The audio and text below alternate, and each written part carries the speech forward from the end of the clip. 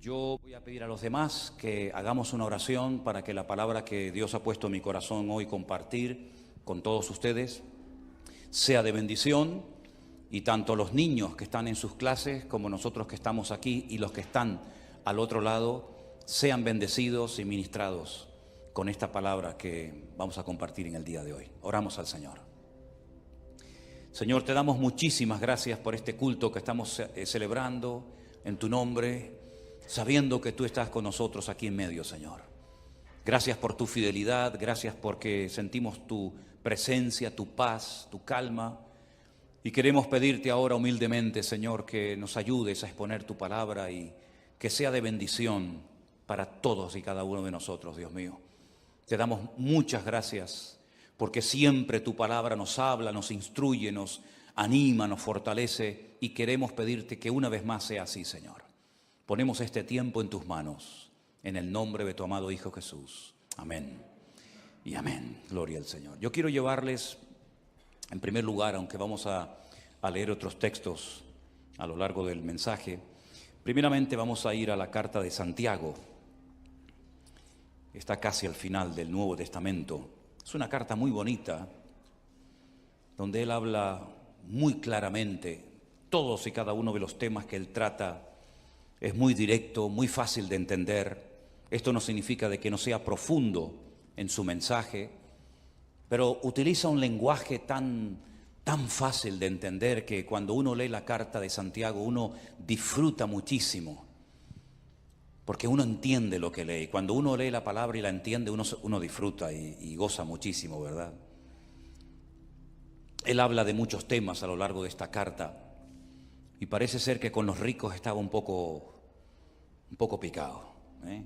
A los ricos les habla muy fuerte, porque era una época en la que las clases sociales estaban muy bien diferenciadas, y los ricos en aquella época pues afligían a los pobres, e incluso algunos convertidos con mucha capacidad económica iban a las iglesias y pretendían que fueran tratados de una forma diferente, ¿no? En un trato preferencial, y eso ni al Señor le agrada, y a Santiago pues lógicamente tampoco, ¿no? Y él habla mucho acerca de someterse a Dios, de buscar la sabiduría que viene de lo alto, porque también habla de una sabiduría terrenal, animal y diabólica, pero habla de la sabiduría que viene de lo alto, la sabiduría que viene de Dios, que dicho sea de paso, él dice que si algún hermano en algún momento de su vida necesita sabiduría, porque no sabe qué hacer, pues que la pida el Señor. Pero cuando pida, que pida con fe, no dudando. Y el Señor dice que le dará la sabiduría necesaria para tomar la decisión o para hacer lo que le corresponda hacer. Habla acerca de la lengua, habla acerca de la importancia de las obras, toca muchos temas, y en cierto sentido alguien ha dicho, o algunos comentaristas han dicho, que tiene un estilo parecido a los proverbios del Antiguo Testamento, porque salta de un versículo a otro tocando un tema, tocando otro tema, y a veces parece como que pierde el hilo, pero luego lo retoma. Es una carta muy interesante, es una carta muy bonita. Hay varias personas en el Nuevo Testamento que tienen el nombre de Jacobo o Santiago. El Señor Jesucristo tenía un hermano que se llamaba Santiago. Estaban Santiago los hijos de Zebedeo, estaban Santiago los hijos de Alfeo. Hay varias personas que reciben este nombre. Y en el capítulo 4, él toca un tema que a mí particularmente me ha llamado muchísimo la atención. Y ahora les voy a decir por qué, cuando terminemos de leer la porción. En el capítulo 4 de Santiago, desde el versículo 13 en adelante, la palabra de Dios dice así: vamos ahora, los que decís, hoy y mañana iremos a tal ciudad, y estaremos allá un año, y traficaremos, y ganaremos. Cuando no sabéis lo que será mañana, porque ¿qué es vuestra vida? Ciertamente es neblina que se aparece por un poco de tiempo y luego se desvanece. En lugar de lo cual deberíais decir, si el Señor quiere, viviremos y haremos esto o aquello. Pero ahora os jactáis en vuestras soberbias. Toda jactancia semejante es mala. Y al que sabe hacer lo bueno y no lo hace, le es pecado. ¿Cuántos dicen amén? Si algo creo que todos hemos aprendido en este último año, es que eso de hacer planes a largo plazo, como que ya no va. Ya todo es a corto plazo.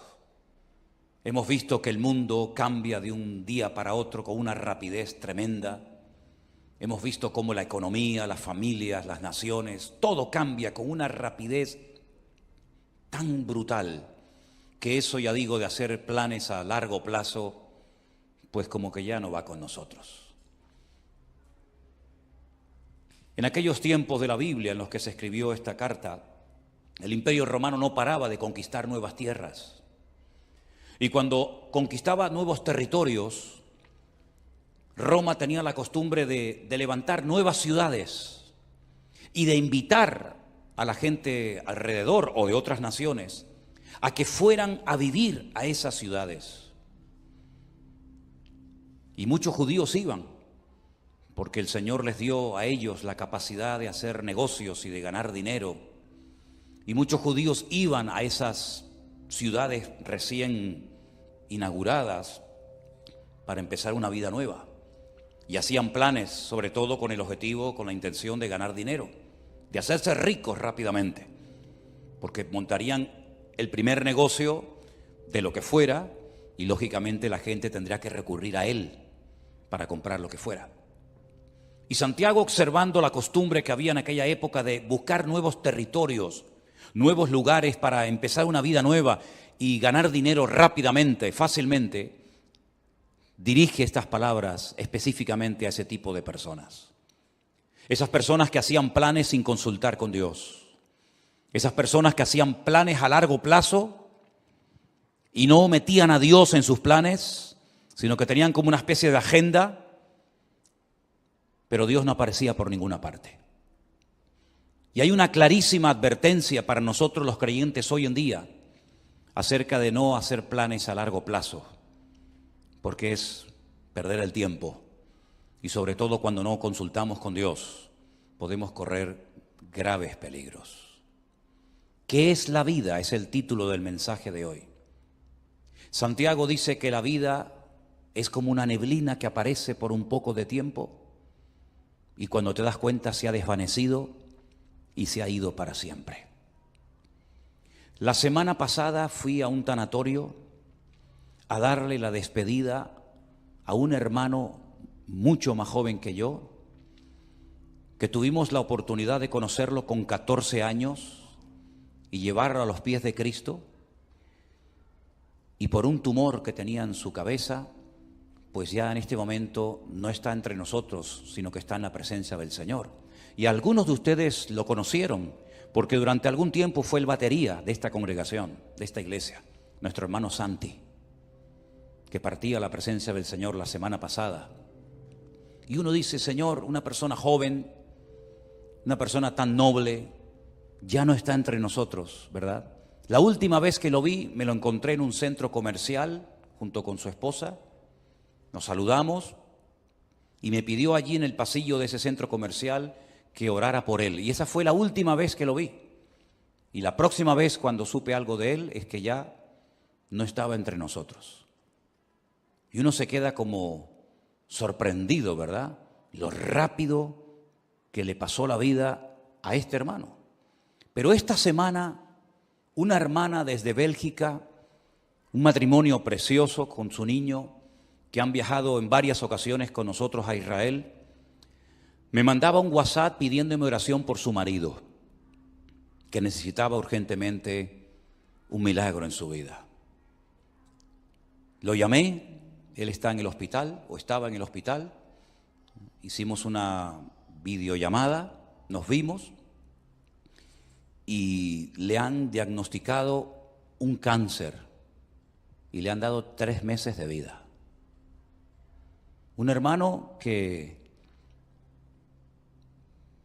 fue al médico, se encontraba mal y el médico le dijo, esto es lo que tienes y no hay nada que hacer. Y pensando en todo esto, leyendo estos versículos, yo decía, Señor, hacer planes hoy en día a largo plazo, ¿para qué sirve? Si capaz que hoy es el último culto que estamos aquí. ¿Quién sabe lo que nos depara la vida? ¿Quién sabe cuánto tiempo nos queda? ¿Quién sabe si algunos de los que están aquí tal vez no llegaremos a fin de año? Solamente Dios lo sabe. Él es el que da la vida y el que la quita cuando quiere y como quiere. Y muchas veces observo a creyentes cómo oran, cómo organizan su vida, y me doy cuenta de que sin darnos cuenta podemos caer en el error de hacer planes y proyectos y llenar la agenda con actividades. Pero, por supuesto, si Dios quiere, llevaremos a cabo esos planes, porque si Dios dice no, por más que nos empeñemos, no tiene ningún sentido. Estaba leyendo algunos versículos donde Pablo abre su corazón, por ejemplo, a los hermanos de la iglesia de Corinto, y les cuenta sus planes, y les dice, voy a ir aquí, voy a ir allá, y quiero hacer esto, y quiero hacer aquello. Y hay un momento en la carta de Pablo a los Corintios que les dice, iré pronto a vosotros si el Señor quiere. Me impactó mucho esa forma de hablar de Pablo. Yo iré pronto a vosotros, pero siempre y cuando el Señor quiera. Primera de Corintios 4:19. Más adelante en la misma carta dice, porque no quiero veros ahora de paso, pues espero estar con vosotros algún tiempo, si el Señor lo permite. Primera de Corintios 16:7. Un varón de Dios, un hombre con unos dones y unas habilidades ministeriales tremendas, pero él sabía perfectamente que si el Señor no permitía, si el Señor no quería que fuera a Corinto, a Macedonia, a Éfeso, a donde fuera, no iba a ir por muchos planes que tuviera.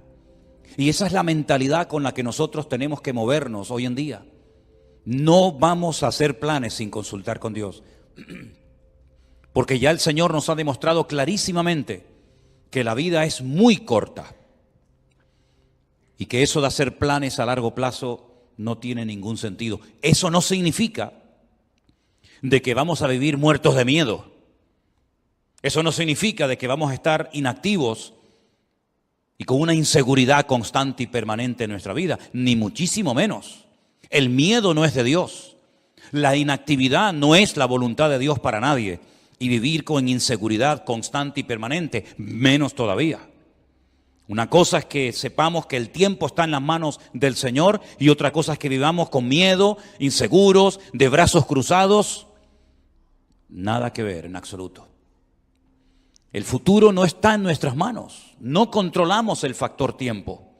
¿Saben ustedes, hermanos, que hay 533 versículos en la Biblia que hablan acerca de la importancia del tiempo? 533 versículos.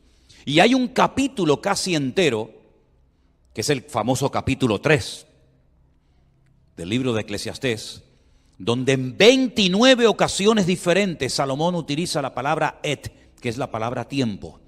Y él dice que en la vida tenemos que mentalizarnos, estar preparados y reconocer que en la vida hay tiempo prácticamente para todo. Tiempo para morir, tiempo para vivir, para morir, tiempo para sembrar, tiempo para cosechar, tiempo para reír y pasarlo bien y tiempo también para llorar. Y él habla en 29 ocasiones de distintas circunstancias o situaciones en la vida en las que nos vamos a encontrar, porque prácticamente tendremos tiempo para todo. Me llama mucho la atención que Pablo le da mucha importancia al factor del tiempo y llega a decir, aprovechar bien el tiempo, porque los días son malos. También Salomón en esos proverbios, tantos que escribió, hay uno que aprendí hace muchos años, que es el 27:1, que dice, no os jactéis del día de mañana, porque no sabes qué traerá de sí el día. No te jactes, como diciendo, bueno, yo controlo el presente, el mañana y el pasado mañana. No te jactes, no hables así, porque tú no sabes lo que va a traer el mañana. El mismo Señor Jesucristo nos enseñó en el Sermón del Monte que no tenemos que estar afanados ni preocupados por el día de mañana, sino que basta a cada día su propio afán. ¿Cuántos dicen amén? Estamos viviendo estos días con mucha expectativa y viendo a ver qué es lo que termina de suceder en este país de Kabul, de Afganistán, cuya capital es Kabul, ¿verdad? Donde hay una especie de calma tensa. Cualquier cosa puede ocurrir en cualquier momento. Fíjense la cantidad de miles y de miles de personas que están desesperadas, tratando de salir como sea de ese infierno. Y creo que fue ayer o antes de ayer, un terrorista suicida se metió en medio de esa multitud y se explotó y murieron 170 personas. Personas que jamás en la vida se les hubiera ocurrido que estando en aquel lugar esperando un avión, una salida, ese iba a ser el último día de su vida. Incluso algunos soldados que estaban ya a punto de salir para su país también perdieron la vida. No somos dueños de la vida, no somos dueños del mañana. Y por eso cada uno de nosotros tenemos que partir de la base de que lo que tengamos que hacer, hágalo pronto, antes de que sea demasiado tarde. También Salomón, que era un hombre que reflexionaba y meditaba sobre tantas cosas, en su libro de Eclesiastés dijo: acuérdate de tu Creador antes de que vengan los días malos, antes de que pierdas la visión, antes de que vengan los dolores, antes de que te quedes ciego, antes de que te vengan los problemas y de la vida, antes de todo eso, acuérdate de tu Creador en los días de tu juventud. ¿Tenemos al Señor presente en nuestros planes y en nuestros proyectos? Una vez escuché una entrevista que le hacían a un famoso cantante, donde decía que tenía su agenda llena para los próximos 5 o 6 años, si no recuerdo mal. Tener la agenda llena para los próximos 5 o 6 años. Y después vino el COVID y todo eso, y seguramente su agenda la tuvo que tirar a la basura. Yo no sé si tú llevas una agenda y unos planes y unos proyectos y unos sueños, pero como no metas al Señor en esos sueños, planes y proyectos, ¿quién te asegura a ti de que vas a poder cumplir con todos tus sueños y con todos tus objetivos? Por eso siempre le digo a la gente: ¿has orado y has consultado con Dios lo que has decidido hacer? ¿O simplemente te has limitado a informar a tus padres, informar a la iglesia, informar a Dios de lo que tú ya en tu corazón has decidido hacer? Esa es una mala costumbre. Por eso Santiago dice que el que sabe hacer lo bueno y no lo hace, está pecando. Y pecamos cuando informamos a Dios de los planes que ya hemos decidido llevar a cabo. Esa no es la actitud de un cristiano maduro. La actitud de un cristiano maduro que quiere agradar a Dios tiene que ser: Señor, esta es tu voluntad. ¿Quieres que haga esto? ¿Quieres que me dedique a esto? ¿Quieres que me quede aquí? ¿Quieres que me vaya para allá? En otras palabras, Señor, no quiero forzar circunstancias. No quiero que respaldes mis planes si no coinciden con tus planes. Que no se haga nunca nuestra voluntad, sino la de Dios en nuestras vidas. ¿Cuántos dicen amén? La vida se pasa volando. Curiosamente, el otro día Miriam estaba así como un poco mosqueada porque no le hace gracia cumplir 25 años. ¡Oh, qué tragedia! 25 años. Qué tremendo, ¿no? Si nos miramos a nosotros mismos, por lo menos en mi caso, no sé en el vuestro, a mí la vida se me ha pasado volando. Ni me he enterado, pero aquí estoy, aquí he llegado. Pero tal vez por la actividad, tal vez porque hemos estado siempre metidos en las cosas del Señor y no hemos tenido prácticamente tiempo para aburrirnos. La vida pasa tan rápidamente que ahora te paras y dices: Señor, me queda menos de lo que ya he vivido. Incluso en el ministerio, a menos que Dios te dé una fuerza de un toro, lógicamente siempre le queda a uno menos vida de la que ya ha vivido cuando uno llega a ciertas edades, ¿verdad? Por eso qué importante ahora más que nunca, y sobre todo los jóvenes, los que todavía teóricamente tenéis muchos años por delante, que se acostumbren a consultar con el Señor todos los pasos que queréis dar. Porque nadie de nosotros está vacunado en contra de errores, en contra de equivocarnos, sino más bien todo lo contrario. Yo recuerdo pasajes en la Biblia que me han hecho reflexionar mucho, como por ejemplo un día cuando el rey David le comenta al profeta Natán que tiene en su corazón el plan, el proyecto, la idea de construirle una casa a Dios, un templo. Y llega el profeta Natán y le dice: haz todo lo que pongas, lo que sientas en tu corazón, porque Dios está contigo. Y al día siguiente tiene que llegar y decirle: Dios te dice que tú no puedes construir ese templo, sino tu hijo lo hará. ¿Qué había de malo en construir una casa, un templo a Dios? Nada. Pero los planes de Dios no eran que David fuera el que construyera el templo, sino su hijo. Para él su sueño en la vida era construirle un templo al Señor. Además, ya estaban todos los enemigos prácticamente sometidos, derrotados. Todos pagaban impuestos. Había paz en el país, todas las fronteras estaban bien seguras. Era el momento idóneo para comenzar a construir ese templo. Pero el Señor dijo no. Y él se murió con ese anhelo en su corazón de construir esa casa, ese templo al Señor. Pero le preparó todo para que su hijo Salomón lo hiciera. Así son las cosas del Señor. Unos siembran, otros cosechan, unos preparan todos los materiales para la construcción del templo, otros lo construyen.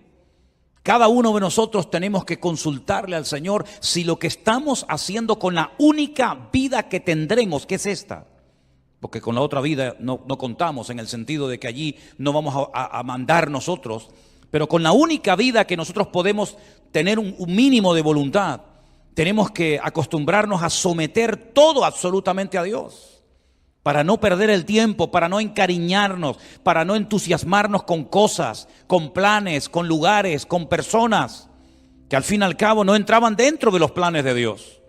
¿Qué sentido tiene invertir mi vida, mi tiempo, mi energía, mis dones, mi juventud en algo para lo cual yo no nací, en algo que Dios no dispuso para mi vida? ¿Qué sentido tiene? Ninguno. Haber perdido mi tiempo, haber perdido mi vida en cosas que no eran de la voluntad de Dios. Sí, habrá ganado mucho dinero, pero dice la Biblia que un hombre, y si ustedes han prestado atención a la lectura esta tarde, fue muy interesante la parábola que el Señor contó. Un hombre que fue prosperado en sus negocios, un hombre que decidió ampliar sus graneros, porque había producido tanto su herencia, había producido tanto su negocio, que dijo: bueno, voy a derrumbarlo todo y voy a construir graneros más grandes. Los derribaré, edificaré mayores, guardaré mis frutos, guardaré todos mis tesoros, todo mi patrimonio. Y cometió una gravísima equivocación. Le habló a su alma, le habló a sí mismo y dijo: alma, muchos bienes tienes guardados para muchos años, repósate, come, bebe y regocíjate. Y el Señor le dice: necio, estás hablando y comportándote como un necio.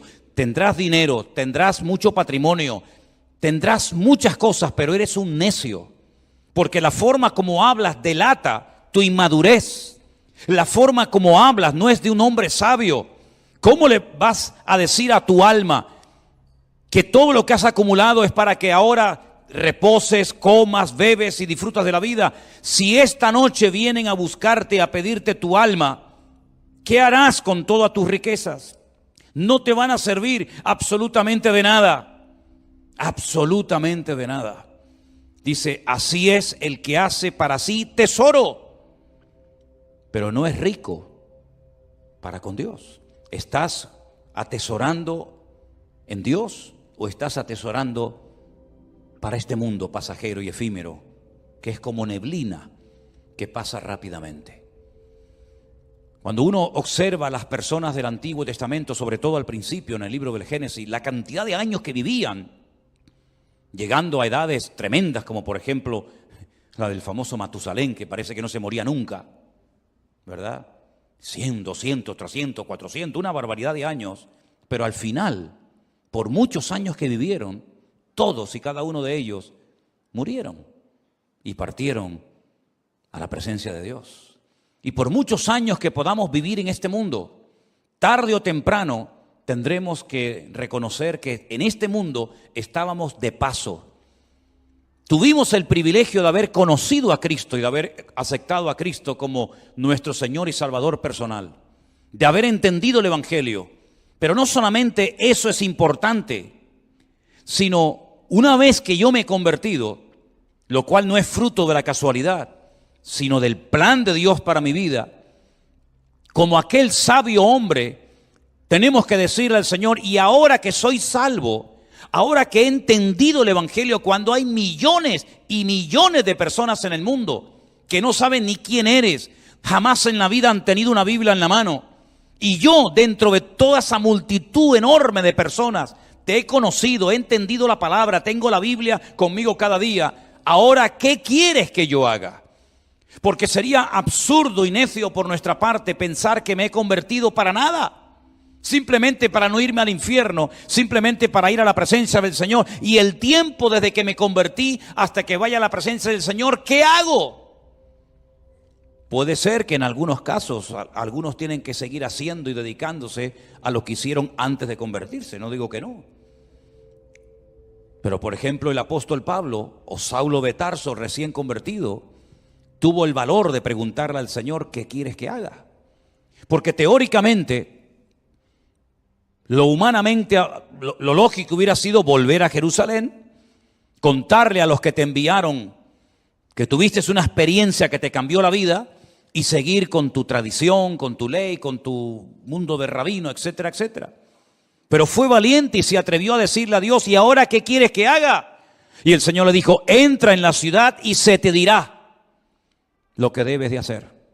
No le habló un ángel, no le habló Dios con una voz audible revelándole el plan para su vida, pero Dios utilizó a un hombre fiel que estaba viviendo en aquella ciudad que se llamaba Ananías. Y Ananías fue, oró por él y le dijo, hermano Saulo, esto y esto es lo que Dios quiere que hagas con tu vida. ¿Tú has tenido esa segunda experiencia? ¿O has tenido solamente la experiencia de haber nacido de nuevo, gloria a Dios por ella?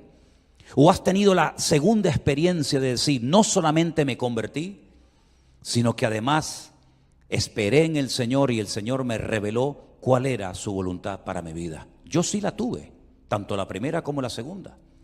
Le dije una noche al Señor, muy joven, ¿qué quieres hacer con mi vida?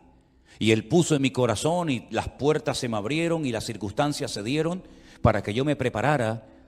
Y en los últimos 40 años de mi vida he estado sirviendo a Cristo, lo cual ha sido la mejor decisión que he tomado en toda mi vida. Y lo que lamento es que no podré tener tal vez otros 40, 50 o 60 años sirviendo al Señor, porque hay tanto por hacer. Hay tantas vidas que aún no han conocido a Cristo. Hay tanta palabra que aún queda por enseñar. Pero gloria al Señor que en la Biblia vemos que uno moría y Dios automáticamente levantaba a otro. Me imagino que para el pueblo de Israel habrá sido una tragedia, una pérdida tremenda el haber perdido a Moisés, porque además ni pudieron enterrarlo, porque se fue una mañana a orar al monte y nunca más volvió, porque dice que Dios lo enterró y nadie sabe dónde Dios lo metió. Y me imagino que algunos habrán dicho, ¿y ahora qué hacemos? El Señor levantó a otro hombre llamado Josué. Amén, hermanos. Y Josué terminó la tarea que Moisés no pudo acabar, que era la de introducir al pueblo de Israel en la tierra prometida y después distribuir la tierra proporcionalmente a todas y a cada una de las tribus, de las familias. Y cuando muere Elías, aquel hombre valiente, aquel hombre que Dios usó tanto, alguien habrá dicho, bueno, ¿y ahora? ¿Ahora cómo Dios nos va a hablar si no hay nadie? Claro que había alguien. Dios levantó a un Eliseo. La tragedia fue que cuando murió Eliseo no hubo otro que se levantara como él. Y hoy en día tenemos que partir de la base de que nos complementamos los unos a los otros. Y uno llega hasta un punto y el otro sigue de ese punto al siguiente y así sucesivamente. Y tenemos que pedirle al Señor, Señor, ¿para qué me has traído a este país? ¿Para qué me has traído a esta iglesia? ¿Por qué he conocido este ministerio? ¿Por qué te he conocido a ti? El otro día paseando por la calle, oía a algunas personas hablar y conversaciones y yo decía, Señor, no sé cómo hoy en día hay gente que es capaz de vivir sin Dios. Vidas huecas, vidas vacías, no tienen tema de conversación, siempre hablan de lo mismo. Pones la televisión y llega un momento que dices, Dios mío, me siento como un bicho raro. Todo lo que oigo es como en otra frecuencia completamente diferente a la que nos tenemos que mover los creyentes. Vemos una necesidad tremenda en Afganistán. Bueno, yo no hablo el idioma de ellos ni mucho menos, pero hasta te entran las ganas de decir, Dios mío, me gustaría ir para allá para poder evangelizarles y poder hablarles de Cristo, ¿no? Y como Afganistán hay 20.000 lugares en el mundo donde hay tanta necesidad y tanta gente que no conoce al Señor. Y después, por otra parte, te encuentras a un montón de creyentes aburridos, que no le encuentran sentido a su vida. Creyentes que pasan los días, las semanas, los meses y los años, y cuando no le duele aquí, le duele allá, y cuando no le duele allá, le duele por allá, y siempre soy yo, mi necesidad, mi economía, mi dolor, mi artrosis, mi artritis, mi no sé qué. Y yo digo, pero Dios mío, ¿cuándo nos vamos a dar cuenta de que no estamos en esta vida para perder el tiempo? Sino que estamos en esta vida para cumplir con el propósito por el cual tú permitiste que yo naciera y volviera a nacer de nuevo al conocerte a ti. ¿Qué es la vida? Neblina, lo dice bien claramente la palabra de Dios. Es una neblina. Cuando te das cuenta, llegas a los 25, a los 30, a los 40, a los 50, a los 60, a los 70, a los 80 y vamos a parar ahí. Y uno dice, ¿y qué son 80 años? ¿Qué son 90 años? Me acuerdo un día fui a ver a mi abuelo en los últimos días ya de vida que le quedaban. 106 años tenía en ese momento cuando hablé con él y se me queda mirando y me dice, ¿y yo por qué vivo tanto?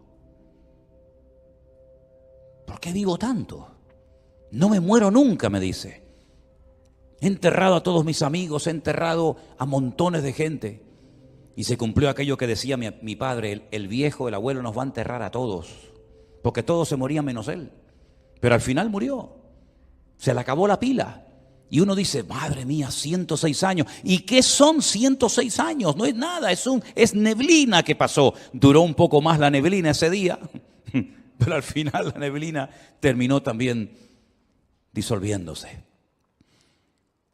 Hay un versículo en la Biblia, en el libro de Eclesiastés, vengan conmigo por favor al capítulo 3, muy interesante, donde Salomón, reflexionando acerca de lo que es la vida, las distintas circunstancias, momentos y experiencias que vamos a tener, él dice lo siguiente: ¿qué provecho tiene el que trabaja de aquello en que se afana? Eclesiastés 3:9. ¿Qué provecho tiene? ¿Cuál es el objetivo? ¿Cuál es la finalidad de aquello en lo que me afano? Dice Salomón, yo he visto el trabajo que Dios ha dado a los hijos de los hombres para que se ocupen de él. Todo lo hizo hermoso en su tiempo y ha puesto eternidad en el corazón de ellos, sin que alcance el hombre a entender la obra que ha hecho Dios desde el principio hasta el fin. Yo he conocido que no hay para ellos cosa mejor que alegrarse y hacer bien en su vida. Y también que es don de Dios que todo hombre coma y bebe y goce el bien de toda su labor. He entendido que todo lo que Dios hace será perpetuo. Sobre aquello no se añadirá, ni de ello se disminuirá, y lo hace Dios para que delante de Él teman los hombres. Aquello que fue, ya es, y lo que ha de ser, fue ya, y Dios restaura lo que pasó. Es como un círculo, ¿verdad? Unos van, unos vienen, unos mueren, unos nacen. Pero las lecciones que el Señor ha grabado a fuego en nuestros corazones en este último año, creo que no tenemos que olvidarlas nunca en la vida. Dios nos está dando oportunidades hoy en día más que nunca para que podamos hacer lo más importante que podemos hacer, que es servir a Dios, servir a su obra y dar la vida en rescate por muchos. ¿Cuántos dicen amén? Nadie de los que están aquí en esta tarde que ha conocido el Evangelio tiene por qué sentirse inútil, que no sirve para nada, que no está capacitado, que no sabe. Déjense de excusas, hermanos. Todos y cada uno de los que estamos aquí hemos sido llamados específicamente por el Señor, primero para que le conociéramos a Él. Pero ya le conoces, ya está, gloria a Dios. Ahora cada día nos esforzamos, leemos la palabra, estudiamos, oramos, nos congregamos. Eso es normal en la vida de cualquier creyente, el crecimiento, el desarrollo, la madurez, ¿verdad? Pero la actividad propia de cada miembro es insustituible. Nadie puede ocupar tu lugar en el cuerpo. porque cada uno de nosotros tenemos una función que cumplir. Y la Biblia dice que una iglesia sana es cuando cada miembro reconoce para qué está en ese cuerpo, cuál es su función y cuál no es su función. A veces veo gente que se quiere dedicar a lo que Dios no lo ha capacitado, en vez de dedicarse y ocuparse a lo que Dios sí le ha capacitado. No tienen que imitar a nadie, no tienen que frustrarse diciendo, a mí me gustaría cantar o predicar o hacer o ser como aquella otra persona. No, porque no es así como tenemos que movernos en el reino. Tenemos que decirle al Señor, Señor, ¿cuál es mi función? Y dice la Biblia que hay miembros en el cuerpo que parece que no sirven para nada, pero a la hora de la verdad son a veces los más necesarios. Y hoy en día necesitamos un ejército de hombres y mujeres que pasen tiempo orando a Dios. Hay tantas necesidades. Una de las cosas que más me golpea el alma cada día es cuando recibimos cientos de peticiones de auténticas tragedias, de niños que se están muriendo, de familias destrozadas, de gente que le han diagnosticado un cáncer, de gente que se encuentra, y es todos los días, peticiones y peticiones y peticiones, y necesitamos un ejército de personas que tomen conciencia de la realidad del mundo espiritual. El mundo espiritual está cambiando de una forma galopante, tremenda, y espero equivocarme en lo que voy a decir, el tiempo lo dirá, pero probablemente cambios aún más brutales, más bruscos que los que hemos experimentado en este último año están en el horizonte. Desde hace años, simplemente para ponerles un pequeño ejemplo, desde hace años Israel viene advirtiendo al mundo del peligro de que una nación árabe se haga con armas atómicas. No hay ninguna nación árabe hoy en día en el mundo que disponga de armamento nuclear, ninguna. Pero hay una que Israel viene años diciendo están preparándose para tener su armamento nuclear, y me refiero concretamente a Irán, la antigua Persia. El Estado Mayor del Ejército de Israel acaba de anunciar hace unos días algo que muchas veces no aparece en los medios de comunicación, que en menos de 2 meses se calcula que Irán ya puede tener su armamento nuclear preparado y dispuesto. ¿No les ha sorprendido la velocidad y lo rápido con lo que están saliendo los soldados norteamericanos, por ejemplo, de Afganistán, donde han estado 20 años? ¿Por qué tanta prisa? ¿Por qué tanto apuro? Parece que hay que salir ya. ¿No lo podían haber hecho hace años de una forma más escalonada, mejor organizada? ¿Por qué tanto a prisa? Porque Estados Unidos no puede permitirse el lujo de tener a 400,000 soldados en un país haciendo prácticamente nada, sabiendo lo que se viene encima. Israel se está preparando para atacar Irán. No puede esperar que Irán le ataque, porque si Irán le ataca, lo destruye. Israel tiene que pegar primero para no ser destruida. Si en los próximos meses, como se comenta, Israel decide atacar Irán, porque sabe que le queda poco tiempo, menos de 2 meses, para decir vamos a por ellos, el mundo va a cambiar completamente. Por eso cuando veo a creyentes hablando de vanidades, de modas, de cosas ridículas y absurdas, yo digo, pero no son conscientes de la que se nos viene encima. Si este hecho, que espero que se dilate en el tiempo, se va a llevar a cabo en los próximos meses, nuestra vida va a cambiar para siempre. Y puede ser el inicio perfectamente de una tercera guerra mundial, donde se van a utilizar una serie de armas que no se han utilizado jamás, y donde los bloques bien posicionados, los chinos, los rusos, los árabes, Occidente, Oriente, ya cada uno sabe dónde colocarse y qué fichas mover en el tablero. Por eso lo que tengamos que hacer, queridos hermanos, vamos a hacerlo pronto, porque el tiempo se acorta y no hay tiempo que perder. Y la palabra del Señor nos enseña que Cristo viene pronto, pero antes de que el Señor venga, dará un tiempo de gracia para que el hombre conozca el Evangelio. Pero dice, ¿cómo creerán si no hay quien les predique. No tenemos que decir que no ha habido personas que se han convertido, vamos a decir, entre comillas, solas. Sí, hay algún caso por ahí, sí. Alguna persona que se compra una Biblia, que viene a una iglesia, sí, pero son los menos. El sistema de Dios es que la iglesia se ponga las pilas y predique el evangelio a tiempo y fuera de tiempo.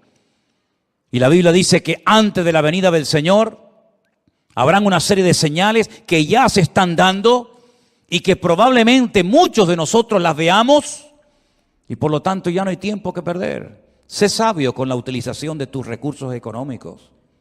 Sé sabio con tu tiempo.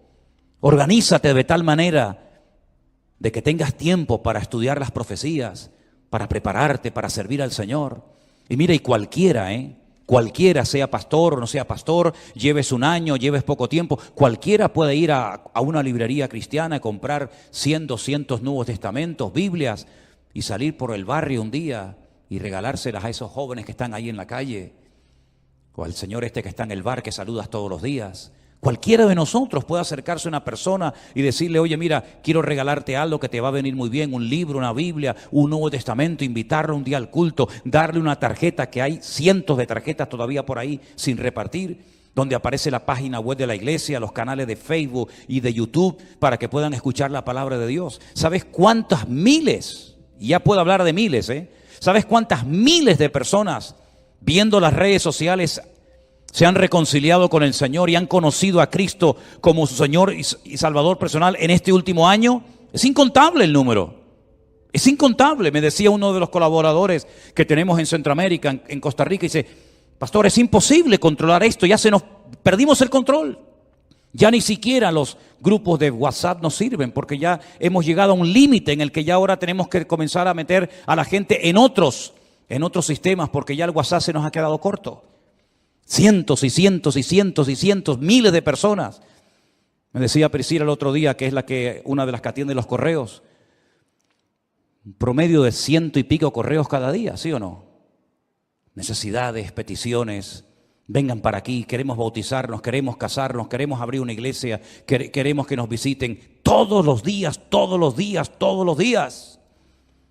Por eso, mis queridos hermanos, no hay tiempo que perder.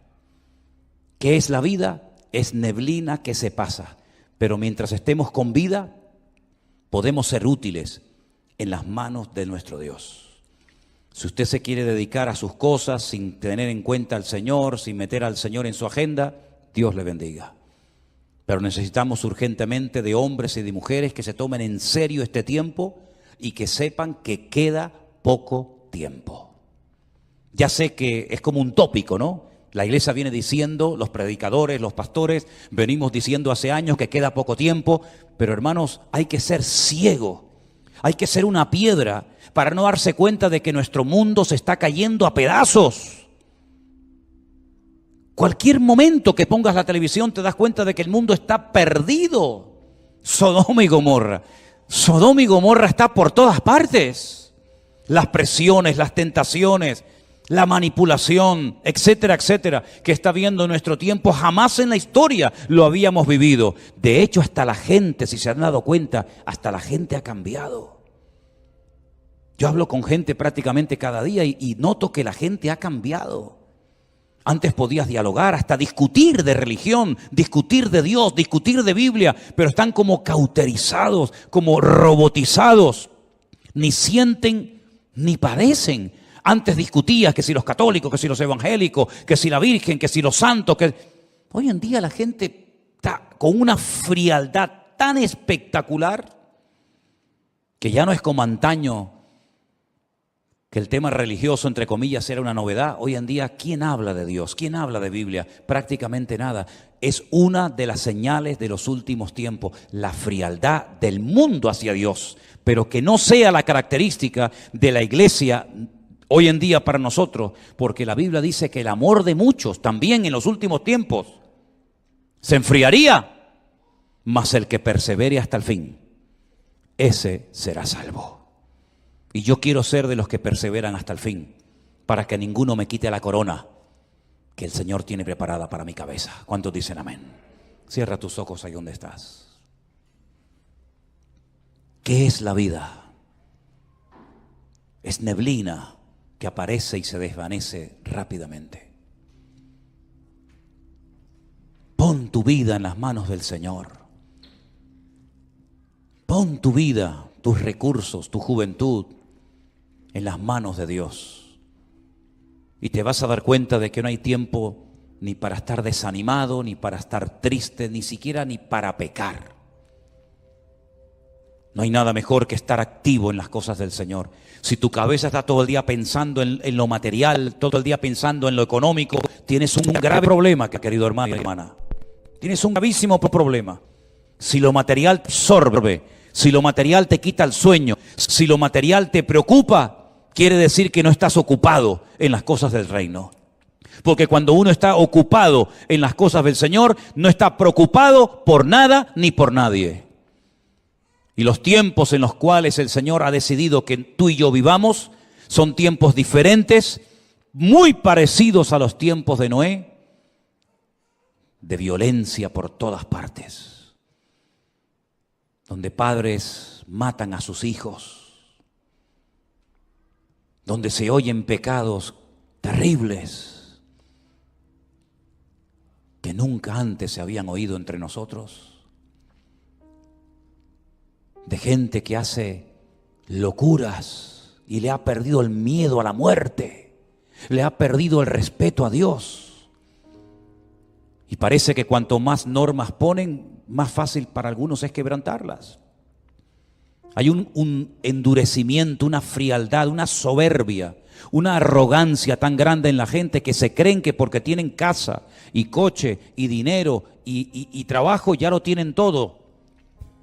Y como la parábola que he contado en esta tarde, ¿de qué te sirve todo lo material si mañana te viene un infarto, si mañana te diagnostican un cáncer, si mañana te dicen que te quedan 2 o 3 meses de vida? ¿De qué te sirve el dinero? Dime, ¿de qué te va a servir? ¿De qué te va a servir tu carrera, tus estudios, tu coche, tu dinero, tu joya? De nada, de nada. Están muriendo gente por todas partes. Por todas partes está muriendo gente joven, gente mayor. Prepara tu vida, porque tarde o temprano tendrás que enfrentarte ante la realidad de que tu vida se acaba. Los ricos se mueren y los pobres también, y los blancos y los negros y los cristianos y los ateos se mueren. Es ley de vida. Y por eso es muy importante que tú digas: ¿qué estoy haciendo con mi vida, con mis hijos? ¿Quién está atendiendo a mis hijos? ¿Qué están aprendiendo mis hijos en la escuela? ¿Qué basura le están metiendo a mis hijos en las clases? Y tú no te enteras porque estás en tu mundo, estás en un mundo desconectado de la realidad, donde tus hijos a veces prefieren ir al amigote del barrio, hacerle la pregunta que le deberían haberle hecho a su padre, pero su padre está muy ocupado y su madre está también muy ocupada. Es tiempo de buscar a Dios. Ya no hay tiempo que perder. La gente está atontada, la gente está perdiendo el tiempo en boberías, en tonterías, y no se dan cuenta de que esto se acaba y Cristo viene pronto. Y puedes reírte, puedes burlarte, puedes hacer lo que quieras, pero la realidad es la misma. La semana pasada te acabo de decir, fui a enterrar a un amigo mío, un hermano más joven que yo. Y esta semana hablé por videoconferencia con otro hermano que le han dado 3 meses de vida y estamos orando para que Dios haga un milagro en su vida. Un hombre bueno, con un hijo, con una esposa, un hombre fiel, pero que le ha tocado esto en la vida. ¿Y quién no te dice a ti que mañana te puede tocar a ti? ¿O qué te crees que vas a vivir aquí en esta vida toda la eternidad?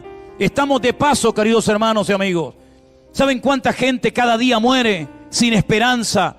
¿Saben cuánta gente se quita la vida? ¿Saben cuántos jóvenes están aburridos porque no tienen nada? Ni trabajo, ni estudio, ni familia, ni nada.